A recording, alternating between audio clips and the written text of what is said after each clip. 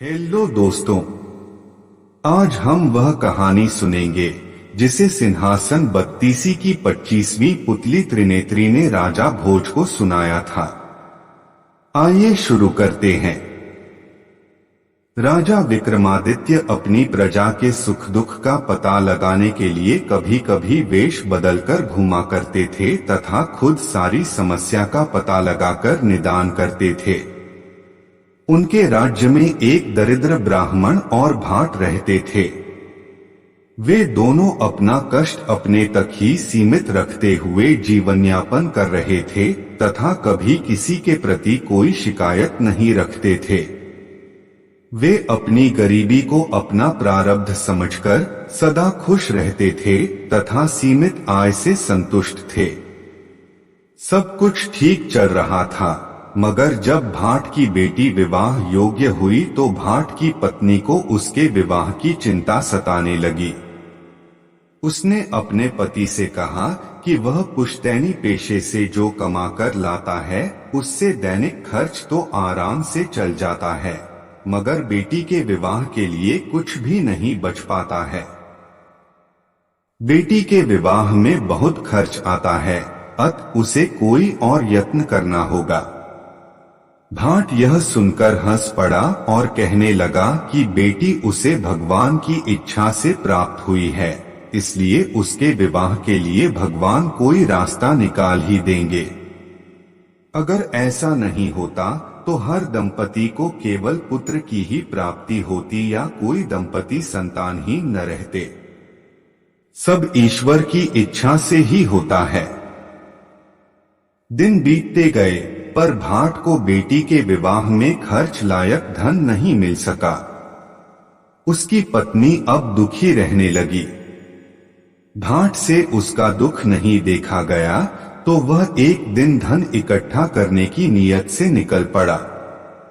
कई राज्यों का भ्रमण कर उसने सैकड़ों राज्याधिकारियों तथा बड़े बड़े सेठों को हंसाकर उनका मनोरंजन किया तथा उनकी प्रशंसा में गीत गाए। खुश होकर उन लोगों ने जो पुरस्कार दिए उससे बेटी के विवाह लायक धन हो गया। जब वह सारा धन लेकर लौट रहा था तो रास्ते में न जाने चोरों को कैसे उसके धन की भनक लग गई, उन्होंने सारा धन लूट लिया। वह जब लौटकर घर आया तो उसकी पत्नी को आशा थी कि वह ब्याह के लिए उचित धन लाया होगा। भाट ने पत्नी को बताया कि उसके बार बार कहने पर वह विवाह के लिए धन अर्जित करने को कई प्रदेश गया और तरह तरह को लोगों से मिला। लोगों से पर्याप्त धन भी एकत्र कर लाया, पर भगवान को उस धन से उसकी बेटी का विवाह होना मंजूर नहीं था। रास्ते में सारा धन लुटेरों ने लूट लिया और किसी तरह प्राण बचाकर वह वापस लौट आया है। भाट की पत्नी गहरी चिंता में डूब गई। उसने पति से पूछा कि अब बेटी का ब्याह कैसे होगा। भाट ने फिर अपनी बात दोहराई कि जिसने बेटी दी है वही ईश्वर उसके विवाह की व्यवस्था भी कर देगा। इस पर उसकी पत्नी निराशा भरी खींच के साथ बोली कि ईश्वर लगता है महाराजा विक्रम को विवाह की व्यवस्था करने भेजेंगे। जब यह वार्तालाप हो रहा था तभी महाराज उसके घर के पास से गुजर रहे थे। उन्हें भाट की पत्नी की टिप्पणी पर हंसी आ गई। दूसरी तरफ ब्राह्मण अपनी आजीविका के लिए पुश्तैनी पेशा अपनाकर जैसे तैसे गुजर बसर कर रहा था। वह पूजा पाठ करवाकर जो कुछ भी दक्षिणा के रूप में प्राप्त करता उसी से आनंद पूर्वक निर्वाह कर रहा था। एक दिन ब्राह्मणी तंग आकर बोली कि विवाह खर्च महाराजा विक्रमादित्य से मांगकर देखो, क्योंकि अब और कोई विकल्प नहीं है, कन्यादान तो करना ही है।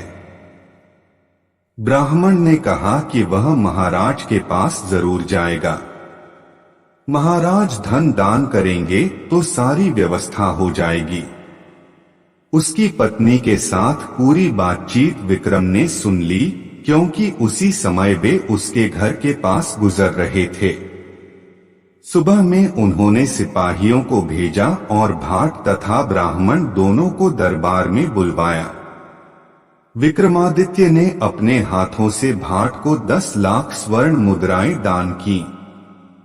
फिर ब्राह्मण को राजकोष से कुछ 100 मुद्राएं दिलवा दी। वे दोनों अति प्रसन्न हो वहां से विदा हो गए। जब वे चले गए तो एक दरबारी ने महाराज से कुछ कहने की अनुमति मांगी। उसने जिज्ञासा की कि भाट और ब्राह्मण दोनों कन्यादान के लिए धन चाहते थे, तो महाराज ने पक्षपात क्यों किया? भाट को 10 लाख और ब्राह्मण को सिर्फ कुछ 100 स्वर्ण मुद्राएं क्यों दी? विक्रम ने जवाब दिया कि भाट धन के लिए उनके आश्रय पर नहीं बैठा था, वह ईश्वर से आस लगाए बैठा था।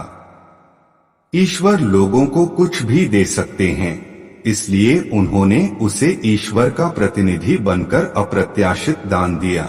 जबकि ब्राह्मण कुलीन वंश का होते हुए भी ईश्वर में पूरी आस्था नहीं रखता था, वह उनसे सहायता की अपेक्षा रखता था।